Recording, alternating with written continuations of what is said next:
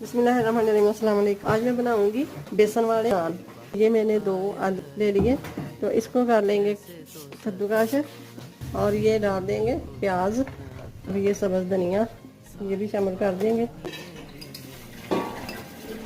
कसूरी मेथी, 1 teaspoon कुटी हुई लाल मिर्च, 1 टीस्पून नमक, 2 टेबलस्पून मैंने खुश्क धनिया और ज़ीरा 2 टेबलस्पून ये डाला है।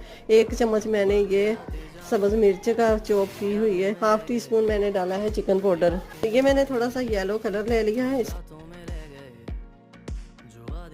अब इसके ऊपर लगा लूँगी ये जो हमने आलू का बेसन बना के रखा हुआ है, ये ऐसे करके ना